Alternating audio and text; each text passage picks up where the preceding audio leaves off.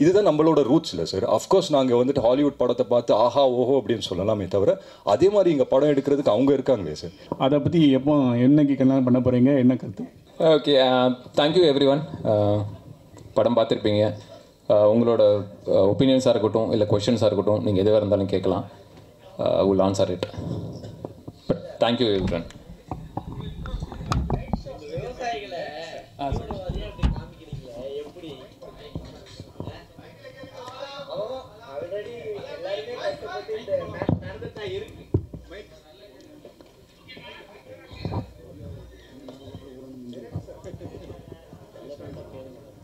யா sir. So இங்கே நாட்டில் நடக்கிறது தான். பட் ஆனால் நம்மளுக்கு தினம் தினம் அது கேள்விப்பட்டுகிட்டே தான் இருக்கும். பட் அவங்கள வந்து நம்ம வந்து சப்போர்ட் பண்ணோம் தானே. ஸோ அவங்க வந்து இந்த மாதிரி ஒரு எக்ஸாம்பிளிஸாக அவங்க ரிவெஞ்ச் எடுக்கிற மாதிரி இல்லை சார். அதாவது அது நீங்கள் அதே கதையில் பார்த்தீங்கன்னா தற்கொலை பண்ணிக்கிட்ட சில பேரும் இருக்காங்க இல்லைங்களா? அந்த சிஸ்டம்க்கு அகேன்ஸ்டாக ஃபைட் பண்ணவங்களும் இருக்காங்க. ஒருத்தன் அவனால் முடியும்னு வச்சுக்கோங்களேன். இப்போ நீங்கள் ஜல்லிக்கட்டு பிரச்சனையை எடுத்துக்கிட்டிங்கன்னா அது நிறைய பேர் வந்து கரெக்ட் தானேன்னு சொன்னாங்க. நம்ம ஊரெல்லாம் போய் சண்டை போட்டோம்ல, அகேன்ஸ்ட் சிஸ்டமாக இருக்கட்டும், அது திரும்ப வாங்கணும்ல.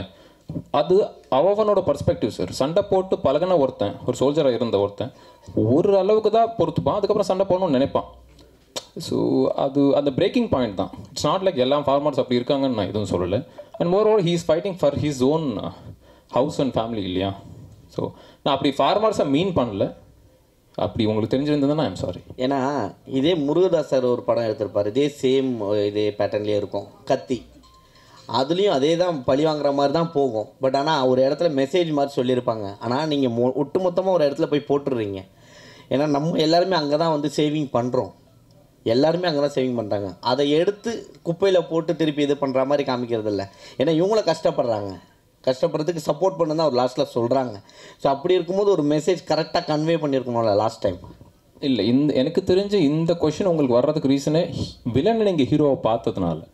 சரி, அவன் அந்த ஒரு ஆக்ஷன் எடுக்கிறான், அது தப்புன்னு சொல்கிறதுக்கு தான் ஹீரோ இருக்காங்க. இப்போ ஹீரோவே அந்த ஆக்ஷன் எடுக்கிறாரு, நான் அதை சப்போர்ட் பண்ணுறேன்னு வச்சுக்கோங்க. அப்போ ஹீரோவை நான் அந்த இடத்துல வச்சுருப்பேன். ஸோ அவர் பண்ணுற தப்புன்றதுனால தான் அவரை வில்லனாக வச்சுருக்கோம். ஸோ இல்லை, படத்தில் யார் ஹீரோனே எனக்கே புரியல. அவர் ஒரு பக்கம் அதர்வா ஆக்ஷனில் பின்னுறாரு, இவர் ஒரு பக்கம் கதையில் பின்னுறாரு.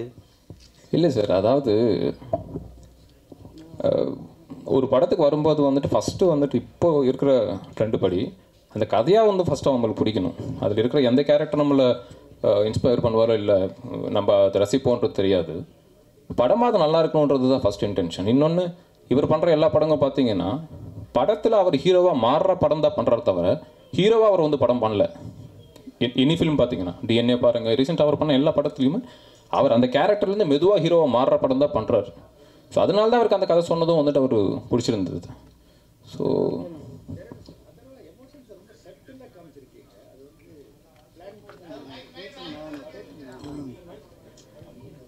சார்,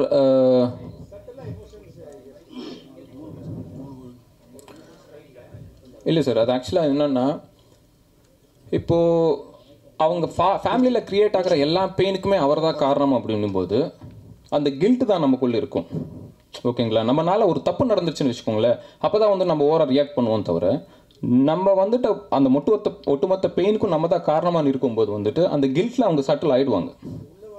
ஆமாம், சட்டிலாக தான் வந்துட்டு அது வெளியே வரும். ஏன்னா அந்த மொமெண்ட்டை திரும்ப திரும்ப ரீலீவ் பண்ண மாட்டாங்க, அந்த பெயின்லேயே இருந்துட்டு இருப்பாங்க. ஸோ நீங்கள் ரெண்டு கேரக்டர்ஸுமே பெயினில் இருக்கிற கேரக்டர்ஸ் தான் சார். டைரக்டர் சார், நியாயப்படி இவரெல்லாம் சார் ஜெயிச்சிருக்கணும். நியாயப்படி நம்ம அஸ்வின் தானே ஜெயிச்சிருக்கணும். ஏன்னா அவர் வந்து அவங்க ஊரை அழிச்சதுனால தான் அவர் இப்படி ஒரு ரிவெஞ்ச் எடுக்கிறாரு. அப்போ நியாயமான ரிவெஞ்ச் தானே. ஹீரோவும் அதுக்கு சப்போர்ட் பண்ணியிருக்கணுமே சார். அது ஆக்சுவலாக நீங்கள் நல்லா சொன்னீங்க. முன்னாடி இருக்கிறவரே அது தப்புன்னு சொல்கிறாரு. அதுதான் சார். இப்போது டிஃப்ரென்ஸ் ஆஃப் ஒப்பீனியன் ஃப்ரண்ட் பேக்கில் உட்காந்துருக்கீங்க, ஒரு சீட்டு டிஃப்ரென்ஸில் உட்காந்துருக்கீங்க. நீங்களே வந்து அதை கரெக்டானு ஃபீல் பண்ணுறீங்க, அவர் அதை தப்புன்னு ஃபீல் பண்ணுறாரு. அதர்வா சார், அதர்வா சார், இங்கே Atharvaa sir. No no no no sir, தீவிரவாதை காட்டணுன்றது சீனில் அம்பேத்கர் காட்டுறீங்க. ஸோ நீங்கள் லா படி நடந்துக்கணும்னு செகண்ட் பார்ட்டுக்கு தான் காமிக்கிறீங்க. ரெண்டு பேர் கேட்டதுக்கும் அதே தான். நம்ம விவசாயிகளை வந்து தூக்கி தான் காட்டுமே தவிர நம்ம அவங்க வந்து ரிவேஞ்சுக்காக இந்த மாதிரி ஒரு ஸ்லம் ஃபுல்லாக இது பண்ணி அவங்க வந்து ரிவேஞ்ச் எடுக்கிறாங்க அவங்க அந்த மாதிரி காட்டிங்கன்னா அதை தான் நாங்கள் கேட்க வரோம். இப்போது அந்த விவசாயிங்க வந்து ரிவெஞ்ச் எடுக்கிறாங்கன்ற மாதிரி காட்டல. அதனால தான் நான் அவங்க எல்லாரையும் வந்துட்டு அந்த அந்த மைண்ட்ஸில் ஒர்க் பண்ணுற காஸ்டியூம்லேயே வந்துட்டு வச்சுருப்பேன். ஓகே, ஒரு ரக்கடான லைஃப் வாழ்ந்துட்டு இருக்க ஒரு கேரக்டர் அவங்க வச்சுருப்பேன். தவிர அவங்க வேட்டி கட்டிட்டு வந்துட்டு விவசாயிங்களை வந்து நான் எங்கேயுமே போட்டுருவே பண்ணல. அதர்வா சார், நீங்கள் மைக் சார், இந்த ஸ்டோரி டேரக்டர் உங்ககிட்ட சொல்லும் போது உங்களுக்கு என்ன தோணுச்சு? இப்போ இருக்க கரெக்டில் வந்து எல்லாமே நடந்துன்னு இருக்குது. மக்களை வந்து அடிக்கிறதெல்லாம் போலீஸ் தான், பின்னாடி இருக்கிறதெல்லாம் ஆட்சியாளர்கள் தான். ஸோ இந்த ஸ்டோரி பண்ணும்போது நீங்கள் ஏதாவது டேரக்டர் ஏதாவது சொன்னீங்களா, இல்லை ஏதாவது ஸ்கிரிப்டில் ஏதாவது மாற்றினீங்களா? இல்லை சார், செகண்ட் ஹாஃபில் ஆக்ஷன் பிளாக்ஸ் அதெல்லாம் ஒர்க் பண்ணோம். பட் இந்த ஸ்டோரி வந்து நான் கேட்கும்போது எனக்கு ஒரு விஷயம் பட்டு சார், இப்போ நீங்கள் கேட்ட கேள்விக்கும் ஒரு பதிலாக இருக்கும்னு நினைக்கிறேன். இந்த உலகம் வந்துட்டு ஒரு உலகம் தான் சார், நம்ம எல்லாருமே வாழ்கிறது. பட் பெர்ஸ்பெக்டிவாக பார்த்தீங்கன்னா 3 உலகத்தில் இருக்கிற மாதிரி இருக்கும். ஒன்று நான் பார்க்குற உலகம், என் பெர்ஸ்பெக்டிவில் எனக்கு தெரிகிற உலகம். ஒன்று உங்கள் பெர்ஸ்பெக்டிவ்லேருந்து தெரிகிற உலகம். பட் ரியாலிட்டி என்னென்னா 2 பேரோட ஒரு காமன் பாயிண்ட்டில் ஒன்று மீட் பண்ணுறோம்ல சார், அதுதான் ரியாலிட்டி, அதுதான் நிஜம் உலகம்.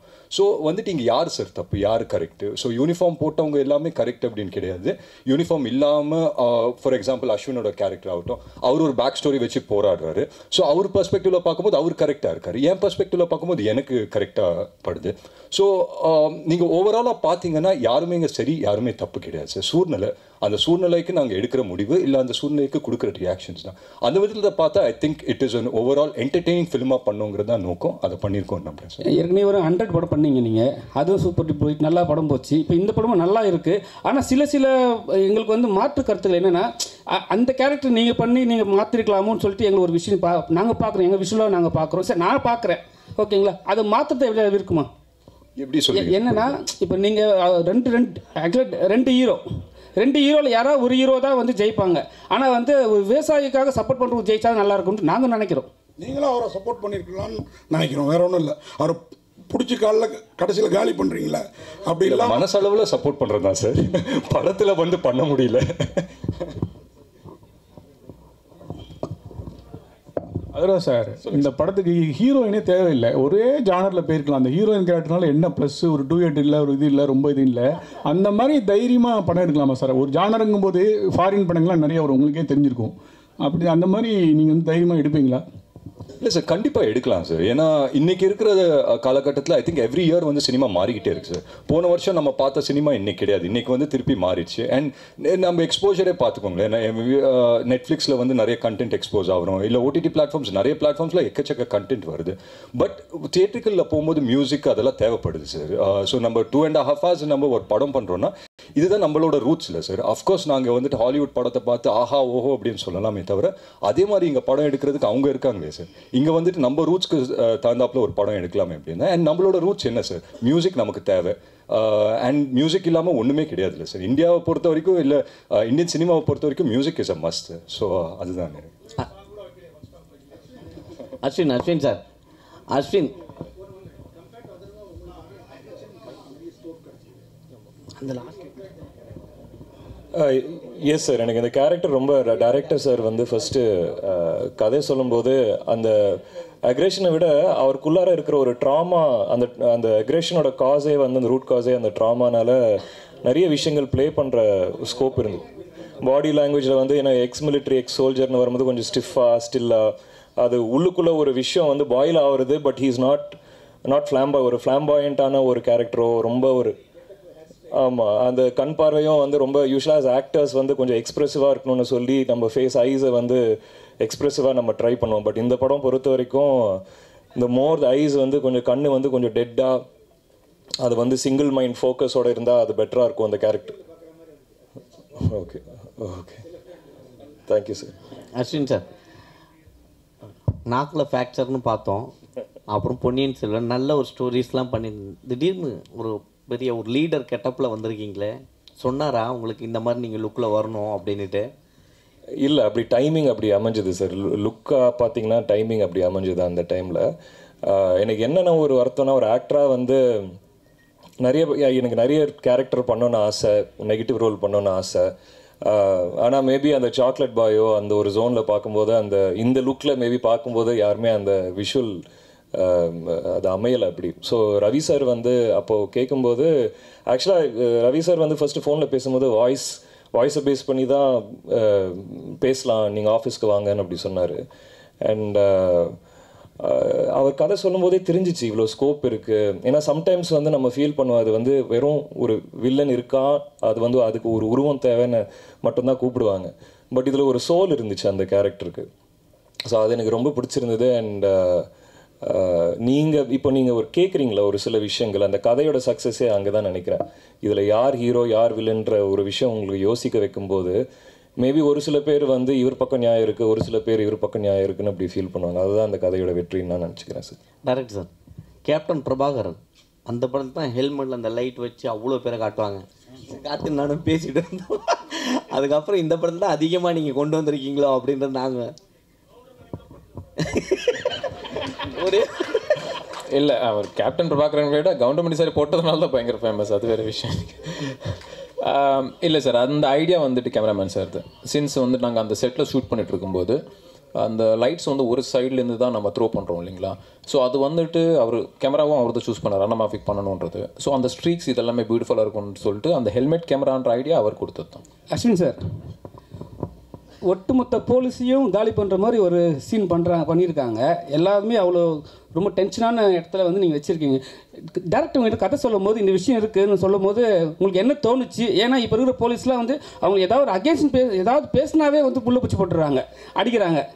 உங்களுக்கு என்ன தோணுச்சு? இல்லை, கடைசியில் ஒரு படம் தான். நீங்கள் கேட்குற கேள்வி, அதாவது நேரில் வந்து போலீஸாக வந்து வண்டியை பிடிச்சி நீங்கள் என்னங்க இப்படி நடிச்சிருக்கீங்கன்னு இப்படி அது அப்படி தான் கேட்குறீங்களா?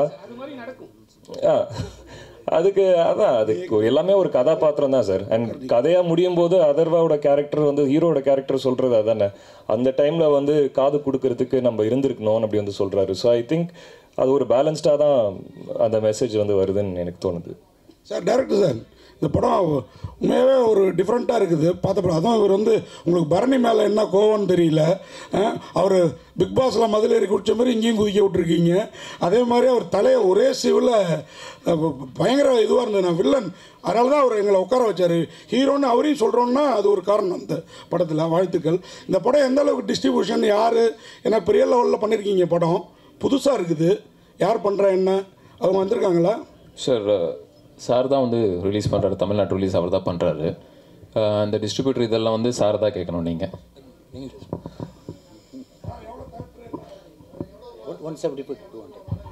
ஸோ 200 தியேட்டர்ஸ் ப்ளே பண்ணுறாங்க சார். இப்போதைக்கு இந்த 200 தியேட்டர்ஸ் லாக் பண்ணியிருக்காங்கன்னு சொல்கிறாரு.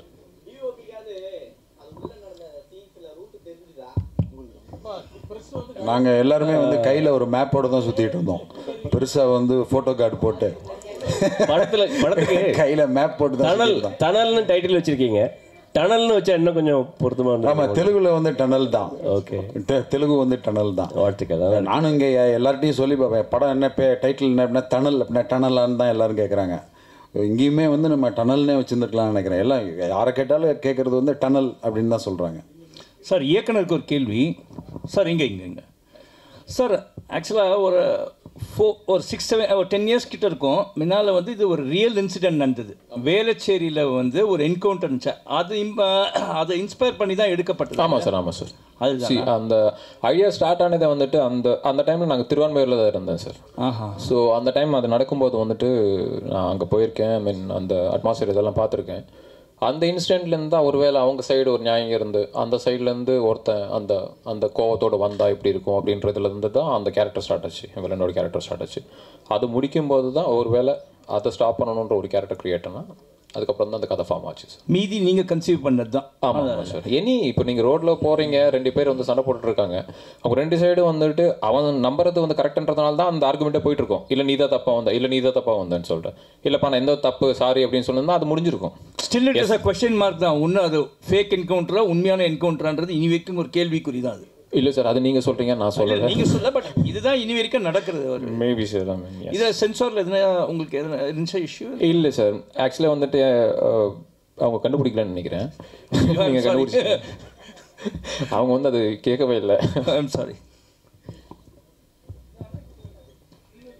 இது இந்த டிஓபி அப்புறம் இவர் ஆர்ட் டைரக்ஷன் இந்த ரெண்டுமே இன்னும் 2 ஹீரோ மாதிரி ஆயிடுச்சு படத்தில். வாழ்த்துக்கள்.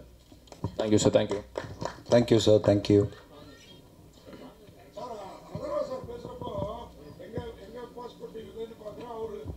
ஆனாலும் ஒரு விதமாக ஹீரோயின் சைஸ் வந்து பார்த்த மாதிரியே தெரியுது. கொஞ்சம்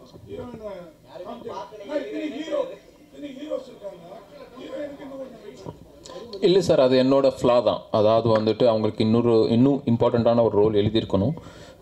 இனிஷியலாக வந்துட்டு சொல்கிறதுக்கு நான் அது இனிஷியலாக டிராஃப்ட் பண்ணும்போது வந்துட்டு அது ஹீரோயினாக நாங்கள் டிராஃப்ட் பண்ணல, அந்த கமிஷனரோட பொண்ணாக தான் டிராஃப்ட் பண்ணியிருந்தோம். பட் என்னென்னா சில காரணங்களாலையும் வந்துட்டு அதை மாற்றி அது எழுத வேண்டியதாக இருந்துச்சு. Thank you sir. Saravanan sir.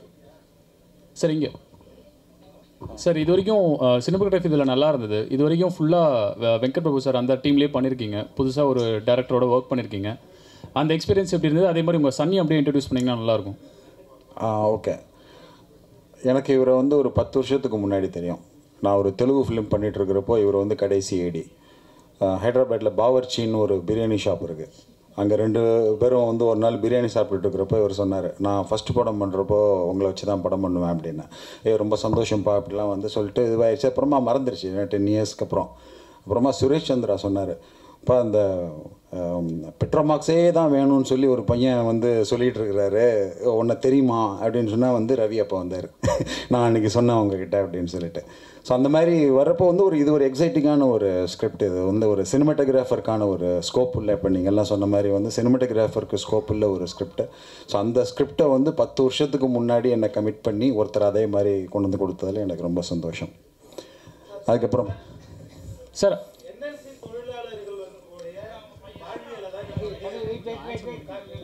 Answer முடிக்கல சார். சார் உங்கள் சன் இன்ட்ரடியூஸ் பண்ணல. ஆமாம், இவர் ஷர்வா ஆல்ரெடி வந்து ஹார்ட் பீட்டில் வந்து இவர் பண்ணிகிட்ருக்காரு.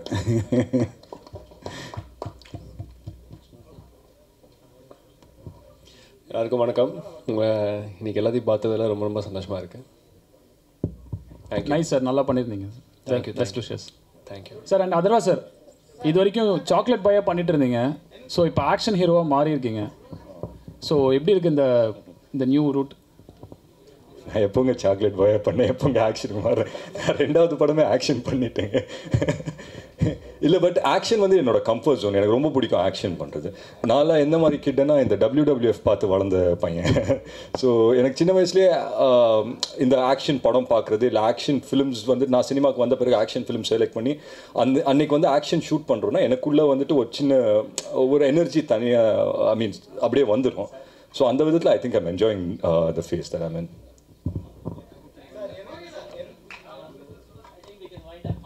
ஒரே சார்.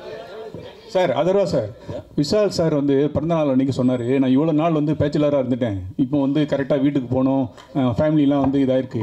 அதேமாதிரி தம்பி அதர்வா வந்து பேச்சுலராக இருக்கார், அடுத்த கல்யாணம் அவருக்கு தான் பண்ணணும் அப்படின்னு எனக்கு பேட்டியே சுட்டினார். அதை பற்றி என்னைக்கு கல்யாணம் பண்ண போகிறீங்க, என்ன கருத்து? விஷால் சார் எப்போ கல்யாணம் பண்ணுறாரோ, அவர் எப்போ தாலி கட்டுறாரோ அதுக்கப்புறம் தான் சார் நான் கட்டுவேன். தேங்க்யூ, ரொம்ப தேங்க்ஸ் சார் எல்லாரும் வந்ததுக்கு.